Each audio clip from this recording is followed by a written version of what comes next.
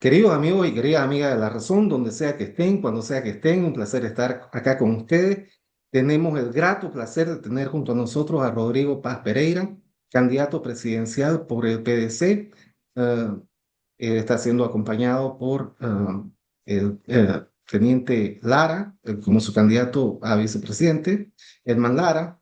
Y está acá para que conversemos de un montón de cosas que tienen que ver con su mirada sobre Bolivia, el proceso electoral, eventualmente también la situación de la región, si podemos llegar también a abordar su punto de vista sobre las relaciones internacionales del país, los desafíos que tiene Bolivia, etcétera, etcétera, para conocer realmente y tener una idea bastante más a profundidad de lo que Rodrigo Paz Pereira se trata como persona, como ser humano, como candidato y como alguien que lo está planteando ser una alternativa para la conducción del país a todos los bolivianos y bolivianas. Rodrigo, muchas gracias por acceder a esta entrevista con Animal Político de la Razón. Un placer tenerlo acá con nosotros. Bueno, el agradecido soy yo. Un saludo para todos los animales políticos del país. Una aclaración, no es teniente, es capitán Lara. Eso es importante, eh, porque él corrige siempre cuando están en la relación. Entonces, una relación es el binomio del pueblo, Paz Lara, con una visión clara del capitalismo para todos, donde a través de este diálogo contigo queremos ya explicar punto por punto aquello que vemos que es necesario para el país. Perfecto, Rodrigo, muchas gracias. Comencemos entonces. Este, Empecemos por el gran tema que prácticamente es el gran factor disruptivo en estas elecciones, a diferencia de todos los procesos anteriores, que es la situación económica, la crisis económica, que viene mezclada ahí con un tema de dólares, con un tema de combustible, inflación, etcétera, etcétera, que de pronto se ha convertido en el tema ineludible para todas las candidaturas y básicamente en buena medida las diversas propuestas están girando en torno a soluciones para esta crisis que estamos viviendo. ¿Cuál es tu perspectiva, Rodrigo, sobre esta situación? ¿Qué le gustaría decirle al país sobre qué esperar en esto? Mira, primero antes de entrar en este tema que es central, es transversal a todo lo que está pasando en el país, a todos los niveles, dentro de lo que es la crisis económica, crisis social e institucional, la crisis energética, la medioambiental y la crisis ya de orden judicial, si quieres, como cinco crisis. La peor crisis que estamos viviendo ahora, si me permites, en estos días previos a este mes, es una falta de democracia absoluta. Estamos viendo un proceso donde los millonarios pagan democracia a partir del 18 de julio, cuando se esté ya publicado esta entrevista. Solo los que tienen capacidad de pago en las redes, en los medios de comunicación formal, tendrán espacios. El resto no tendremos espacios. Nos tendremos que abocar a redes sociales. No hay garantías del Tribunal Supremo Electoral para que los medios de comunicación de pago den espacio y el canal oficial del Estado no va a permitir que haya garantías donde uno pueda presentar un programa de gobierno, pero además solo hay recomendaciones para que los debates que se puedan generar entre las candidaturas presidenciales sean abiertos. Entonces, los medios de comunicación privado a través de aquellos que tienen el poder de recursos y poder adquisitivo, poder de recursos para pagar espacios, tendrán, tendrán un espacio para explicarle al país. El resto de los candidatos no podremos estar en esos espacios y tendremos que abocarnos solo a las redes sociales y dentro de ello lo que se nos permita a través de nuestros recursos económicos. Esto es grave, denuncia grave. Y el animal político lo tiene que representar porque esta no va a ser una elección de 10 o 9 candidaturas, va a ser una elección de los que pueden pagar. Y para eso hay dos bloques. Hay dos bloques, un bloque definido por una oposición que está estructurada en los últimos 30, 40 años, Tuto, Samuel y Manfred, y hay otro bloque que está constituido por el candidato del MAS, que es Andrónico, junto al otro candidato del MAS, que es del Castillo, y junto a aquellos que Evo Morales logrará colocar en algunas siglas políticas, ya sean diputados o senadores. Son dos bloques. Hay un emergente que ya fue retirado, Jaime Dum, y hay otro emergente en la candidatura, que es Rodrigo Paz, que se minimiza y que no va a tener oportunidades de estar en los medios de comunicación formal, a no ser en la buena voluntad, como el caso de ustedes, de espacios de pura voluntad que puedan dar las instancias privadas. Esto es un grave error para nuestra democracia, es un grave desequilibrio democrático porque va a establecer solo entre poderes, el constituido actualmente desde el oficialismo y el de los poderes económicos de oposición, quienes van a definir qué pasa en esta elección sin la libertad y participación de todas las candidaturas y las expresiones políticas del país. La verdad que es un tema muy grande el que abordar ahí, porque efectivamente en estas elecciones estamos viendo paralelamente también a todo una crisis del sistema de partidos políticos. Ha habido mucha improvisación de parte de las diferentes siglas. Hasta lo último, hay todavía incertidumbre, hay vacíos ahí que no se sabe cómo se van a rellenar todavía. Hay un tiempo todavía hasta una fecha próxima todavía, según el Tribunal Supremo Electoral, para seguir ajustando listas. ¿Cómo hemos llegado a esta situación, Rodrigo, de descalabro de las organizaciones partidarias? Bueno, son 20 años que se ha encargado el masismo de generar una democracia y una suerte de debilidad institucional para crear estos espacios. Pero además, hoy día estamos viviendo esta situación porque el MAS está en crisis con tres facciones que después se unirán en los resultados en el post-congreso, en el post-gobierno, las post-elecciones.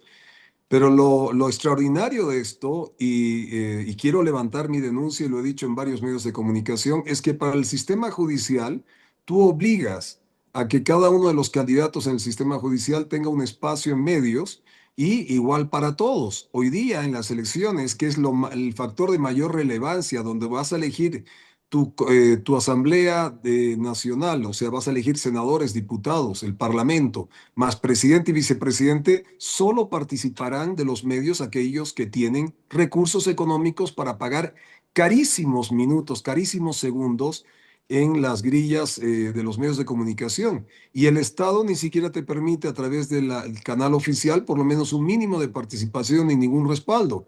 Esto es una injusticia absoluta para con el pueblo. Olvídese de las candidaturas chicas o grandes. Sino aquí el que paga aparece y el que aparece es el que tiene mayor oportunidad para ganar. Yo realmente estoy muy junto a la inmensa mayoría del pueblo boliviano que está viendo con una preocupación. A partir del 18 de julio, solo los millonarios van a participar de estas elecciones en los medios oficiales y el Tribunal Supremo Electoral no se pronuncia ni genera las garantías para que el pueblo defina, porque puede ser un grave error estos medios de comunicación que van a recibir ingentes cantidades de pagos por por propaganda de estos candidatos a partir del 18 por un mes, resulta que van a saturar las grillas de mediáticas y el resto de las candidaturas tendremos que ver de qué manera nos defendemos en redes, pero no es las candidaturas las que pierden, es el pueblo en las opciones de entender cuáles son las diferentes ofertas para el país. O sea, esta va a ser una guerra mediática y marquetera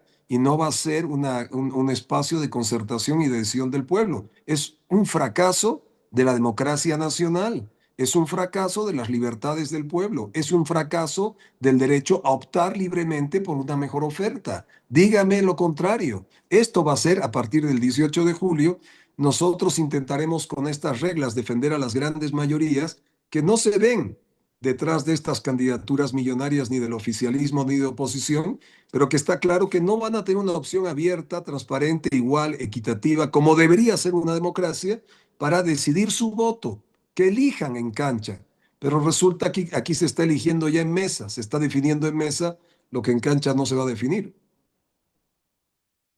Bueno, ¿y cómo ha visto usted la evolución justamente de estos temas de encuestas y de debates entre candidatos que se vienen dando justamente en estos medios a los cuales usted está aludiendo, Rodrigo?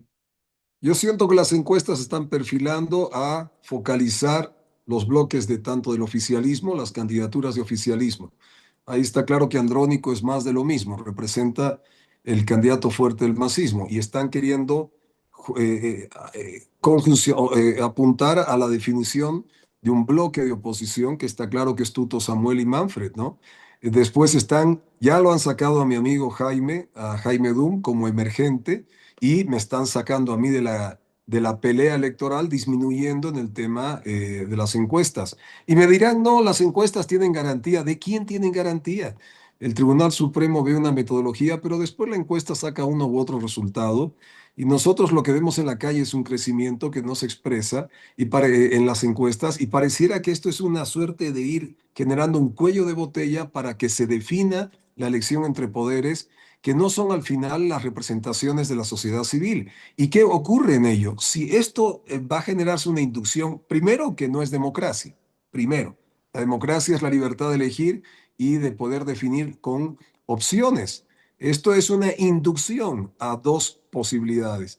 Y un segundo espacio, es que esto no le va a dar un respiro a la patria, va a ser un problema de postergar una decisión de una visión diferente del país y va a ser una transición tal vez muy corta de gobiernos débiles, no definidos por la voluntad popular, sino definidos por una guerra de encuestas. ¿Quién es el que paga más las encuestas y quién más tiene propaganda o quién puede tener la capacidad de pagar mayor propaganda en los medios? Explícame tú, Pablo, cómo el presidente del Senado Andrónico, que recibe el mismo salario que yo, puede pagar un consultor de $1,500,000. Explíqueme cómo se van a gastar en estas elecciones algunas candidaturas 3 millones a 4 o 5 millones de dólares en campaña mediática. ¿Qué acceso vamos a tener? ¿Qué derecho va a tener el pueblo boliviano sino a la sobresaturación en mediática a través de aquellos que están pagando la voluntad del costo del segundo en los medios de comunicación? Esto va a ocurrir a partir del 18 de julio y esto hay que decirlo porque, por último, es una denuncia y es un fracaso de nuestra democracia no darle garantías de equidad, igualdad, por lo menos si hubiera una base de que generaran en cada medio de comunicación privado el derecho a participar. Ya, tome un minuto, diga usted en su minuto y después el resto que pague lo que tenga que pagar. Pero ni siquiera eso. Eso me parece un cuestionamiento de fondo que los medios de comunicación, si ustedes quieren mantener los derechos, la libertad de expresión en Bolivia, empiecen por defender la libertad de derecho a elegir de los bolivianos y no que los poderosos de este país nos digan cómo hay que definir nuestro voto. Creo que es algo esencial, fundamental. Lo que digo ahora, usted es senador del Estado boliviano y ha estado también en manos de la Asamblea Legislativa Plurinacional el tema de aprobar créditos para el tema del sistema de conteo rápido y más cosas. Y tengo entendido que ese dinero está viniendo justamente de lo que tendría que haber sido los recursos para financiar estas campañas de parte de los partidos políticos. ¿Cómo es esa situación? Mira, lo real es que hay un gobierno que entró hace 5 años y no pensó ni en el censo nacional, no pensó en las judiciales y mucho menos en las elecciones nacionales. Cuando tú tienes ya programado dentro de un presupuesto de quinquenio, o sea, de 5 años, sabes que en 5 años hay elecciones nacionales. No puede venir este gobierno a decir, señores, ahora resulta que no tenemos plata para las elecciones nacionales. Eso ya venía programado. Entonces, todo lo demás, si los recursos vienen uno de otro fondo, es el fracaso, pero a su vez también es la debilidad de 20 años de esta institucionalidad y de las normas. Está clarísimo. Está claro y eso ya es parte de lo que tendremos que luchar. Yo estoy claro que voy a tener que, con los instrumentos, los medios que tenga, y entrando ya en materia, que defender algunos conceptos sobre lo que consideramos tiene que ser la economía de las grandes mayorías. Aquí en Bolivia tenemos si tú te das cuenta, en el contexto de la economía nacional hay un 15% de formalidad, hay un 85% de informalidad, y en esa valoración, si tú pones cifras más, cifras menos, lo informal en Bolivia no, perdón, está conjuncionado por gremialistas, cuentapropistas, está por comerciantes, profesionales, empresarios que no participan, transportistas. Son cerca de 5,700,000 a 6 millones. Es una cifra que fluctúa. Pero lo formal, que es parte de lo que representa aquellos que están vinculados al Estado y a la parte privada, son cerca de 1 millón.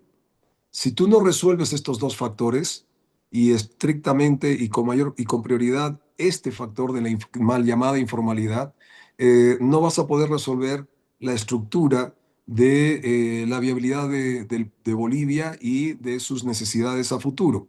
Entonces, nuestro primer objetivo o enfoque es el capitalismo para todos. ¿Qué significa eso? Que el capital es la parte central de la motivación de cómo generar economía, cómo mover ese capital y un capitalismo constructivo, no un capitalismo de consumo, es un capitalismo productivo y de comercio. Y para eso tienes que tomar determinaciones y si permites voy a ir tomando, dictando o indicando algunas de ellas.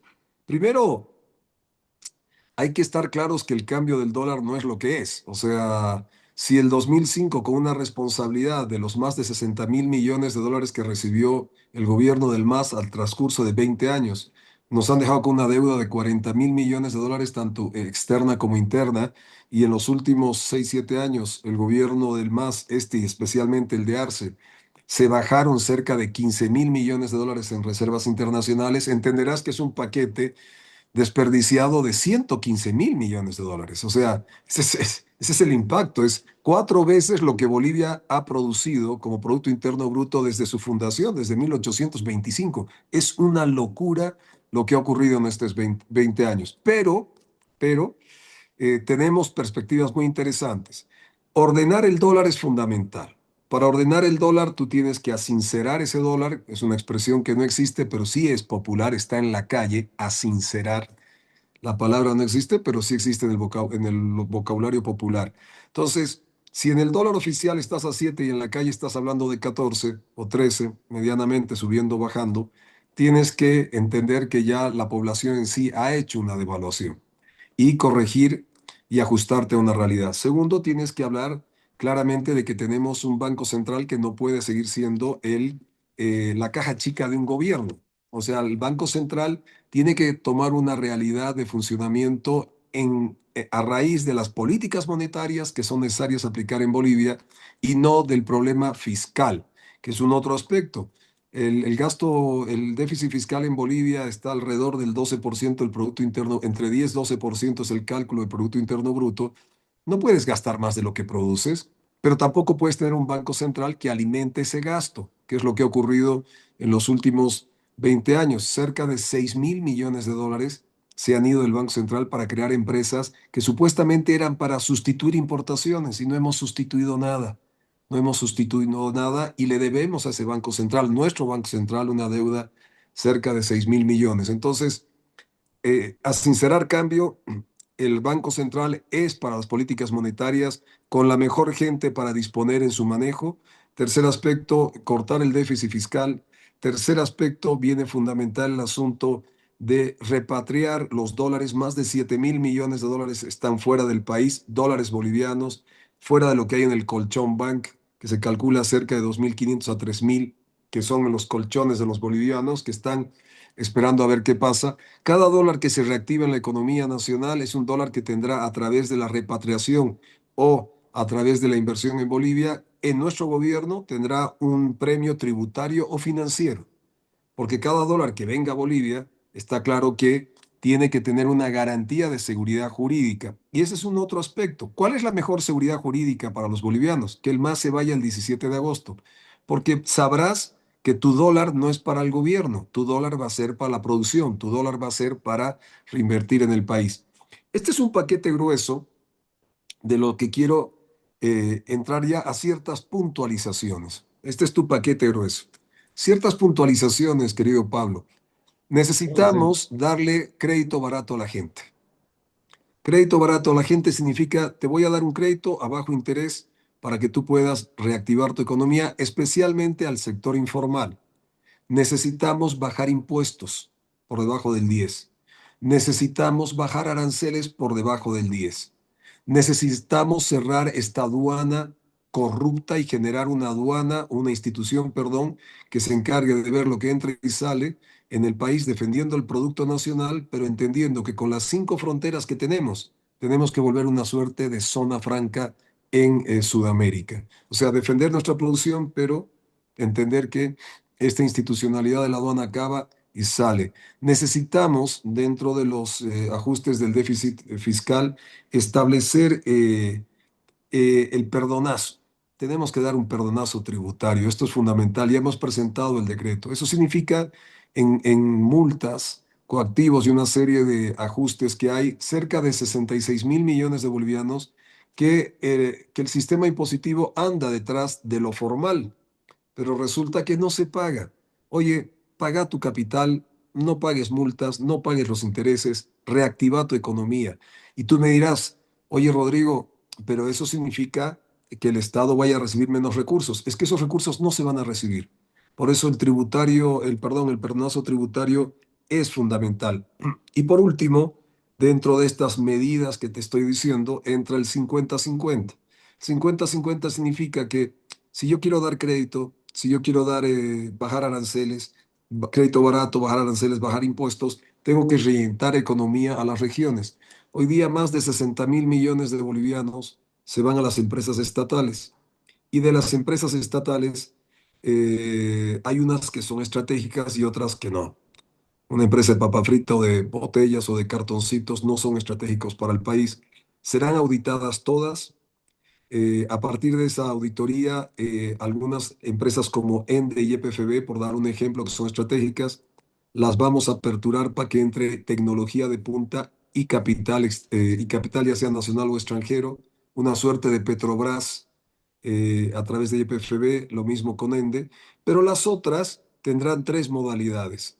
Una serán, ya sea si no funcionan, tendrán el derecho los privados nacionales a tener la compra, poder privatizar desde el empresariado nacional, no desde el extranjero. Segunda opción, que sea una inversión público-privada. Y si la empresa estatal es rentable y genera utilidad o genera movimiento favorable, se queda estatal. Yo no tengo nada contra las empresas estatales, pero sí hay que reactivar. Pero esos 60.000 millones de bolivianos que hoy día se van en estas empresas, se irán en el 50-50 a las regiones. Y eso significa inversión de reactivación económica en las regiones y triplicar los presupuestos de instituciones como municipios y gobernaciones. Habrás visto, te da un paquete de unas 10-12 medidas en diferentes rubros, pero es un paquete que va para la reactivación en su conjunto de la economía nacional.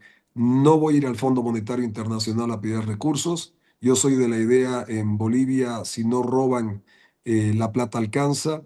Ah, el último detalle que me faltaba, el tema de la subvención de los hidrocarburos. La subvención, 1.500 millones de dólares se van en corrupción y contrabando, así que chao 1.500 millones de dólares. Y del valor de los hidrocarburos anuales, que son 4.000 millones, esos 1.500 ya se irán, no entran dentro del presupuesto.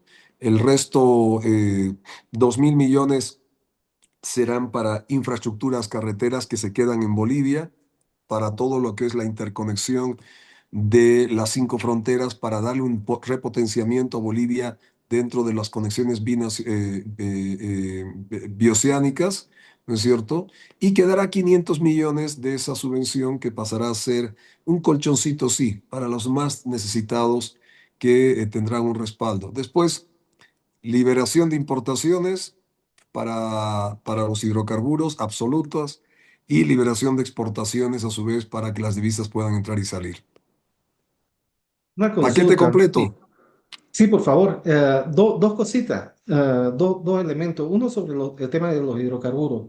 Esto implica una subida en los precios finales del hidrocarburo de los combustibles para los consumidores bolivianos, tanto en diésel como en gasolina.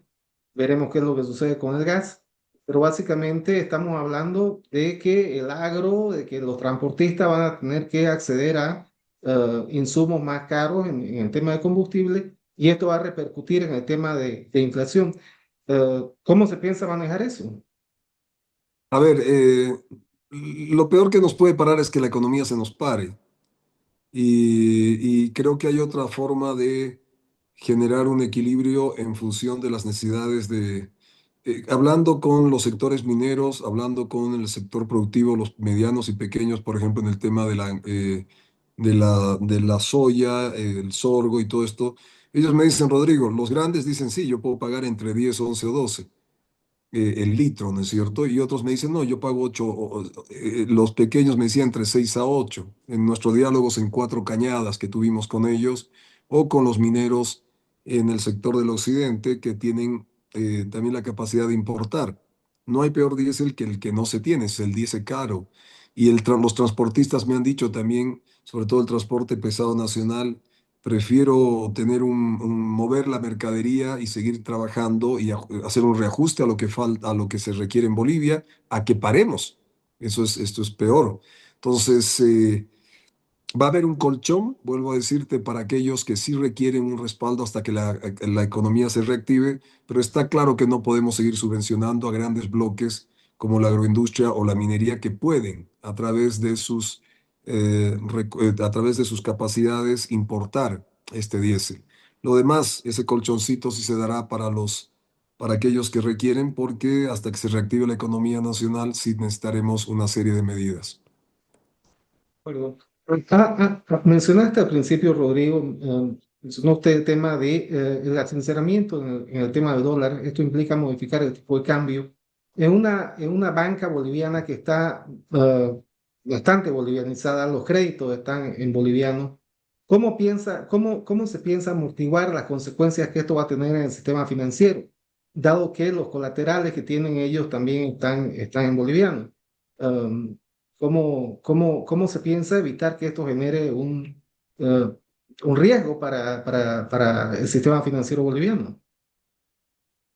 Bueno, la relación con el sistema financiero será estrecha, pero hay algo hay algo que en la historia nos hemos olvidado. Creo que todos reconocemos en Víctor Paz un hombre que generó un reordenamiento de la economía nacional. Ya sabemos lo que hay que hacer, pero a raíz de eso se dio un cambio en el año 97, siendo Arce parte del Banco Central, este presidente que ha estado en todo lo que llama el neoliberal y ya tiene una serie de responsabilidades.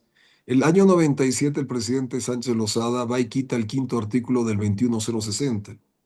Ese quinto artículo que decía que se generaba este bolsín en el Banco Central, ¿no es cierto?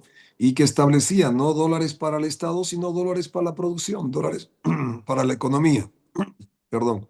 Entonces, de ahí vienen, no sé si por intereses de orden personal, porque en ese momento Sánchez Lozada era uno de los tipos más grandes del país, y para precautelar sus dólares, quitó ese quinto artículo, cosa que hoy día no hay una obligación a que los dólares vuelvan a fluir hacia Bolivia sobre el Banco Central. Yo creo que los dólares a futuro tienen que pasar por el Banco Central, tiene que reactivarse ese quinto artículo del 21060, pero no es un dólares para el Estado y su déficit. Son dólares para la producción y la economía nacional y el comercio nacional, que creo que le da un otro tipo de aspecto y va a estar vinculado directamente a las necesidades del sistema financiero. O sea, hay como respaldarnos y generar un punto de equilibrio entre lo que es recuperar ese quinto artículo del 21060 y el manejo entre dólares y el balance con los bolivianos. ¿De acuerdo? Creo que está bastante clara la propuesta programática, al menos en los rasgos más grandes, los principales sectores. Hablemos un poquito de política, Rodrigo. Eh, ¿Cómo le explicaría usted al pueblo boliviano aquellos elementos que lo diferencian ideológicamente a usted, tanto de Samuel Doria Medina como de Tuto Quiroga? Y también de Andrónico Rodríguez, Eduardo Castillo lleva copa. ¿Qué es lo que trae Rodrigo Paz a la mesa de conversación que lo hace realmente diferente y que justifica que el pueblo boliviano se vuelque a intentar apoyarlo en estas elecciones? A ver, la definición ideológica, eh, creo que hoy día, tal como estamos, ¿qué ideología puedes discutir cuando se va a pagar las elecciones? Por favor. O sea, ¿de qué ideología estamos hablando si los que tienen poder adquisitivo o poder de recursos económicos son los que van a pagar los grandes espacios mediáticos? Ese no es un debate ideológico. Es el que tiene va a ganar, el que no tiene tendrá que peleársela desde las trincheras, ¿no es cierto? Esto es un despropósito. Entonces, lo ideológico es lo de menos acá.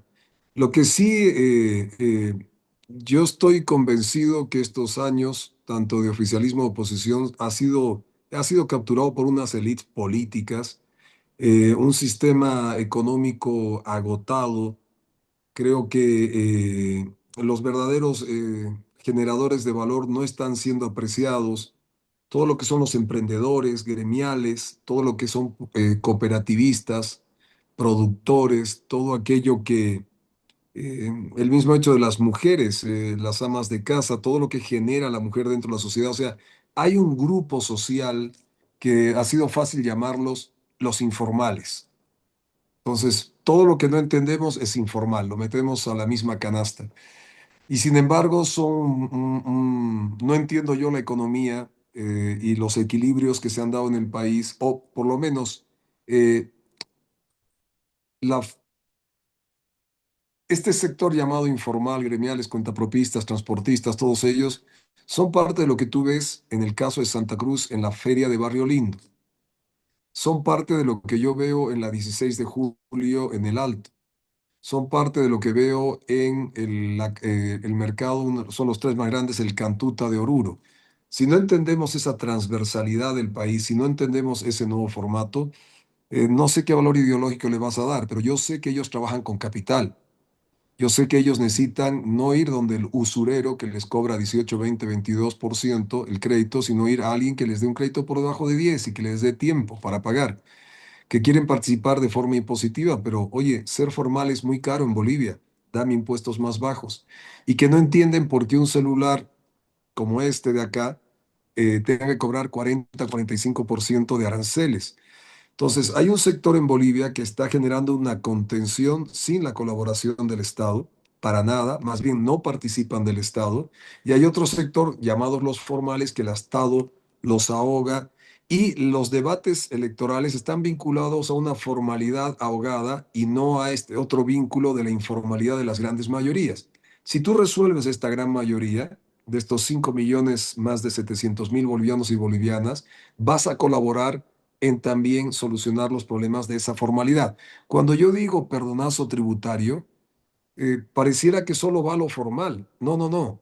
Lo que está intentando hacer es ir a la baja en que la formalidad, ser formal en Bolivia sea barato, tanto a las nuevas incorporaciones que serán estos 5.700.000, pero también sea barato para aquellos que están pagando impuestos, para aquellos que a través de los aranceles pagan coches en vez de comprar un coche entre 14, 15.000 dólares, están comprando en 25, 30.000 dólares. Por eso el informal compra un chuto, prefiere coimear al policía, prefiere coimear a la aduana, coimear impuestos, coimear a medio mundo, porque su chuto le vale 14. Y tiene lógica. ¿Por qué va a pagar 40, 45% de aranceles cuando es un producto que no se genera en Bolivia, que no se produce en Bolivia?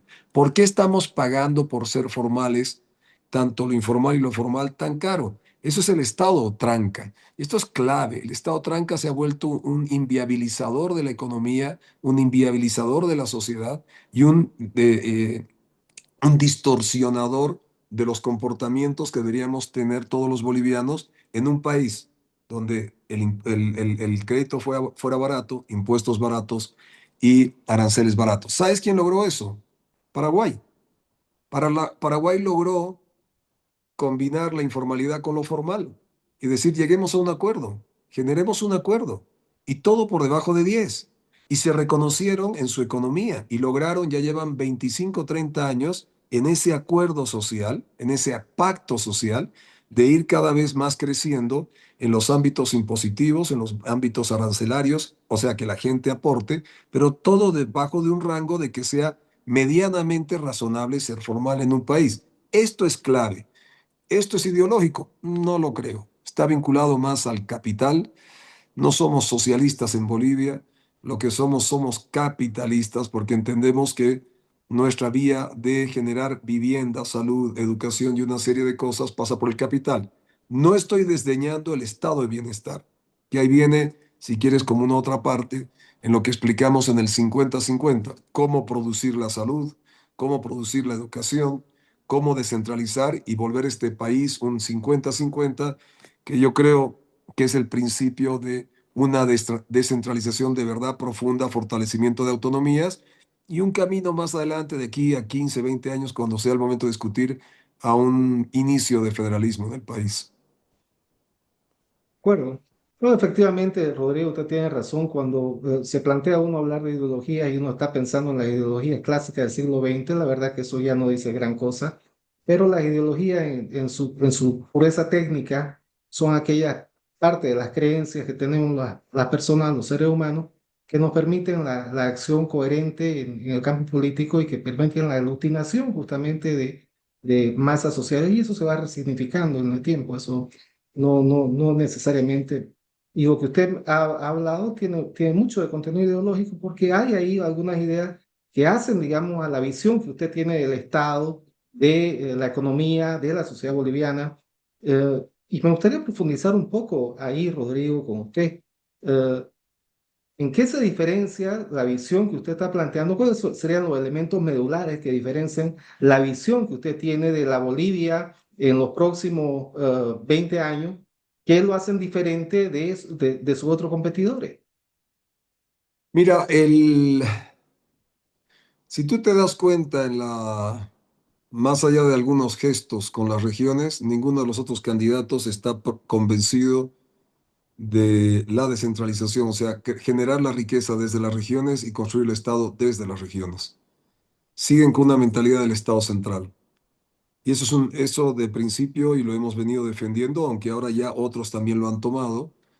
En los últimos meses, nosotros venimos trabajando en los últimos 5 o 6 años el 50-50.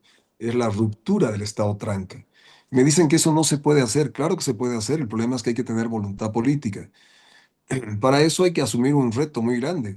Primero que el presidente Paz, cuando sea presidente, si así se permite, él va a cambiar y modificar la Constitución varios artículos en función de la necesidad de dar un criterio de seguridad jurídica a lo que venga a ser, que eso compartimos con otros.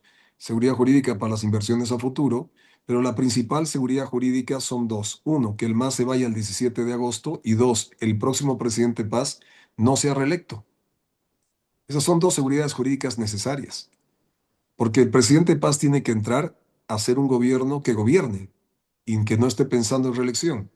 Y gobernar significa hacer los cambios profundos que se necesitan en el país, empezando por la ruptura del centralismo del gobierno tranca, perdón, del Estado tranca, así como lo determinamos. Y eso es una diferencia abismal a los otros candidatos que no están proponiendo de fondo el 50-50. Y te doy dos ejemplos puntuales, la salud y la educación. Ayer en un debate estaba con otros candidatos y cuando yo hablé del 50-50, indiqué que de los 30.000 millones de bolivianos que hay en salud, el 50% se van a ir a las regiones. Y el otro candidato dijo, no, no es tan fácil. ¿Cómo que no es fácil? Es fácil. Si la voluntad política está dada, es fácil. Lo que sí es cierto es que si yo te mando de esos 30.000 millones de bolivianos en salud, el 50% de las regiones, necesito que los diputados y senadores, por eso es clave esta elección en primera vuelta del Congreso, tengan que venir con la voluntad de modificar más de 20 años de leyes y normas que han centralizado el ejercicio de los recursos públicos. Yo te doy en autonomía, sí, esto es tuyo, pero siempre que tengas que aprobar ciertos proyectos tienes que venir a hablar con el viceministro de Medio Ambiente, con el ministro de Planificación, con el ministro de Economía. O sea, vuelves al centralismo, aunque te he otorgado los derechos en Constitución, pero bajo las normativas, las leyes, tienes que retornar al centralismo. Entonces, por los propósitos del 50-50 es, te envío los recursos a tu región, pero tus diputados, tus senadores, cuando estén en este hemiciclo, en La Paz, tienen que ayudar a cambiar una serie de normativas para que esos recursos sean efectivos. Lo mismo en educación. Mira la gran diferencia. El 50% de la currícula nacional va a ser establecido por un gobierno nacional central. Sí, muy bien, porque la historia de Bolivia es conjunta, porque la geografía, una serie de informaciones, biología, química, física, ciertas materias tienen que ser transversales. El otro 50% te lo voy a entregar a vos, región. Si Santa Cruz quiere su recurso humano formado en las unidades educativas, quiere potenciar cómo pueden saber un plan de negocios, que yo creo que debe ser transversal a nivel nacional, cómo entender una contabilidad personal, cómo sacar un crédito el día de mañana cuando salgas de la unidad educativa, porque parte de un programa para los jóvenes que tenemos es el acceso al crédito saliendo de las unidades educativas, ya sea para educarte o ya sea para emprender.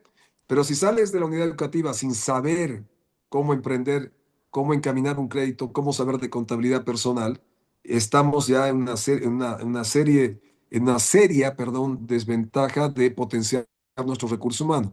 Pero cada región, reitero en esto, Santa Cruz quiere que sus alumnos en colegios vayan y tengan mayor conocimiento sobre la agroindustria, las finanzas, los servicios financieros, lo que Santa Cruz cree debe ser su recurso humano a futuro. Tarija, turismo, comercio con Paraguay, Argentina, vinos, uvas, singanis, muy bien. En La Paz con sus coyunturas. Entonces, lo que te estoy dando a entender es que el 50-50 va a pasar en la ruptura del Estado central, tanto en salud y educación, dos ejemplos que estoy dando, para que tú definas en tus regiones qué tipo de salud, qué tipo de educación, sobre la base de un acuerdo nacional, evidentemente, porque el otro 50 lo pongo yo.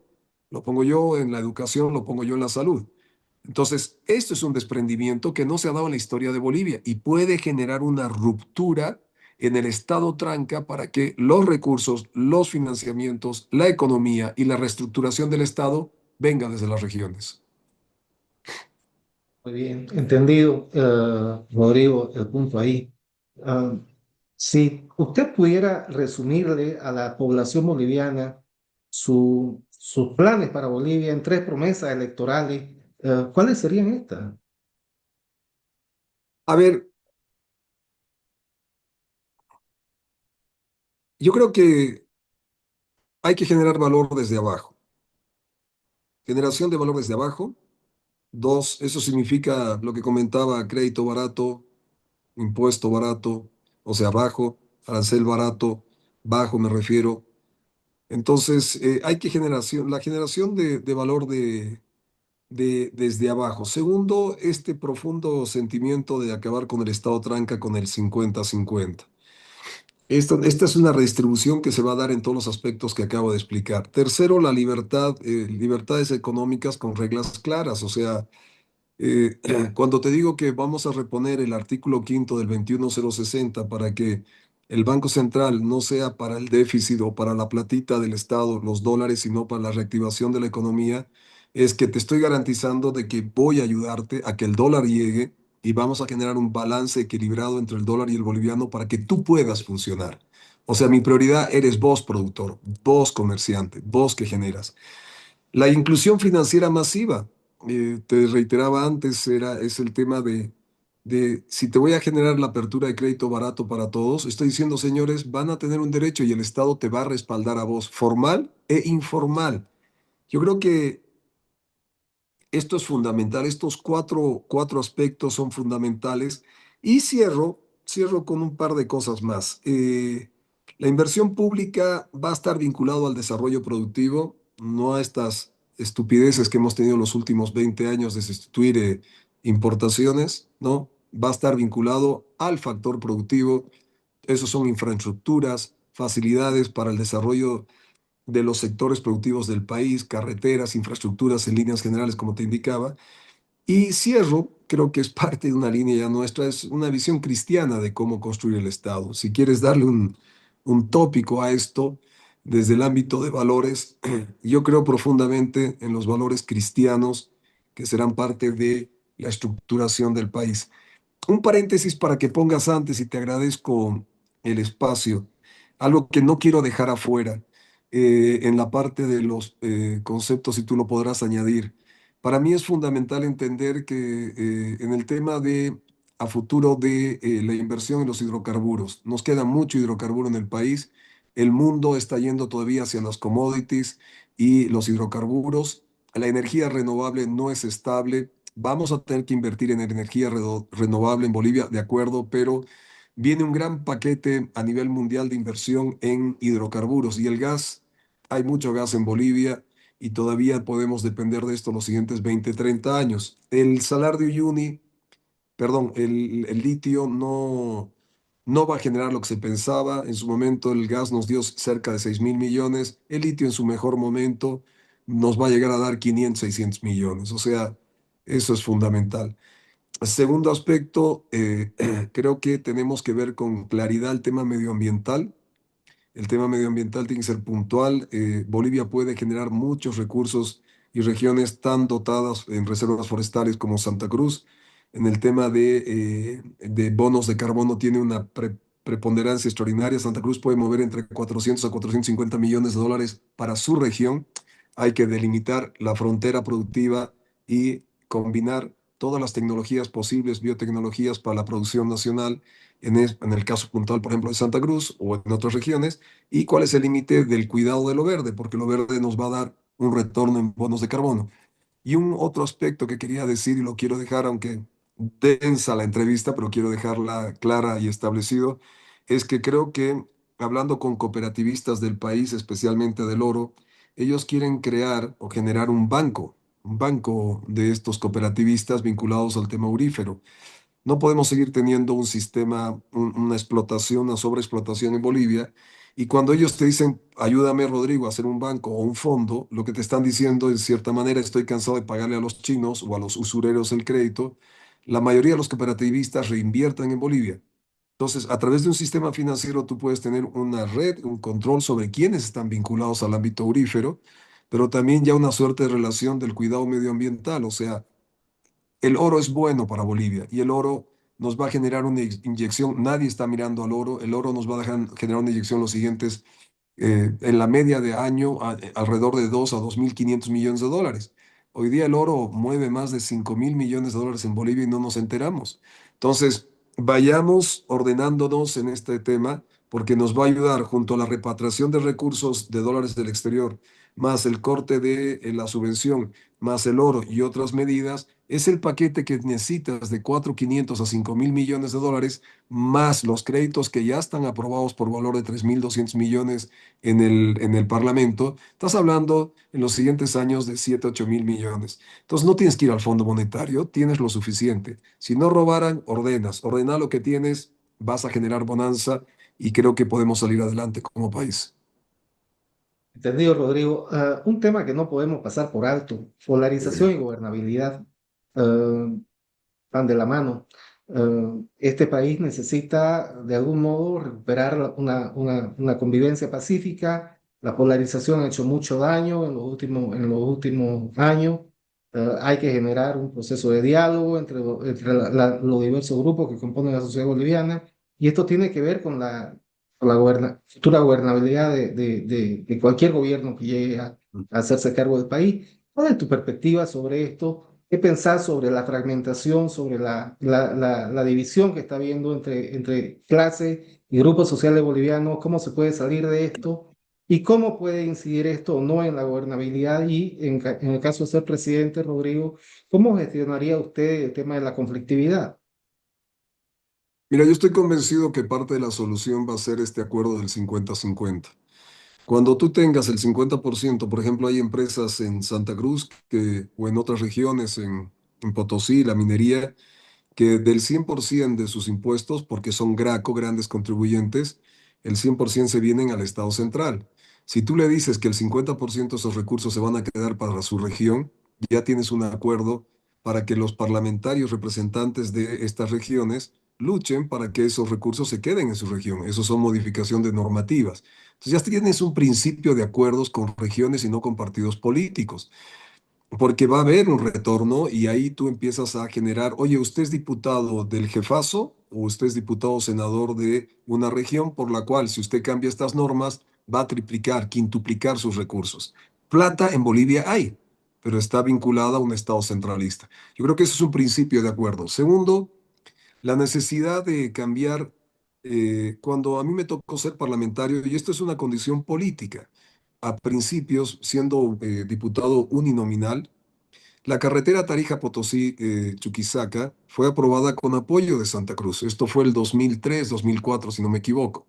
Pero a su vez la ley de hidrocarburos, la 3058, fue aprobada por el conjunto de parlamentarios de diferentes regiones, donde el IDH, el impuesto del IDH, fue una propuesta desde Tarija y tuvo una aceptación. O sea, en esa etapa gestionábamos por los beneficios regionales. Yo creo que con el 50-50 vamos a inaugurar una nueva etapa donde los partidos son necesarios para generar la contribución al Parlamento, pero la necesidad de las regiones para poder tener retornos en sus capacidades productivas, ya sea desde los recursos del Estado central que te va a dar para salud y educación, o ya sea por lo que produces en tu región. Entiéndase, empresas que pagan tributos y que se va todo al Estado central y que generando el cambio de normativa, estoy poniendo dos ejemplos, pueda establecer un conjunto de alianzas para que eso sea una realidad. O sea, que empresas instaladas en diferentes regiones paguen sus impuestos en sus regiones. Lo que vayas a generar se queda en tu región y vas retroalimentando las economías locales. Eso necesita cambios y necesita consensos. Es como fue parecido a la ley 3058 de hidrocarburos, reitero, donde todos conjuncionamos los intereses de las regiones y en cierta manera todos ganamos de la normativa. Otra cosa es que el MAS haya desaprovechado esa ley, la Ormando Bacadíes, y haya hecho de esto un uso ideológico y despilfarro nacional. Perfecto, Rodrigo, creo que hemos abarcado un gran rango de temas y muy agradecido por su tiempo, muy agradecido por la entrevista. Gracias a nombre de La Razón y bueno, la mejor de la suerte en esta campaña. El agradecido soy yo. Bueno, en esta última pregunta, Pablo, imagínate tú cómo van a convencer los otros candidatos para gobernar si no hay intereses comunes de las regiones. Por eso es muy importante que las políticas públicas realmente representen regiones, no organizaciones políticas, sino representen el interés de los electores.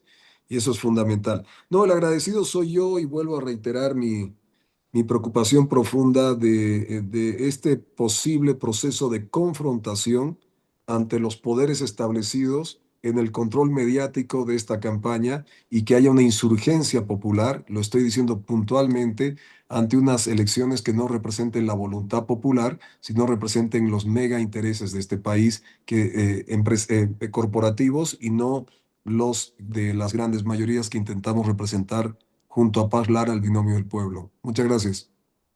Gracias a usted, Rodrigo, que esté muy bien, todo lo mejor. Saludos, chao, hasta luego. Gracias, gracias.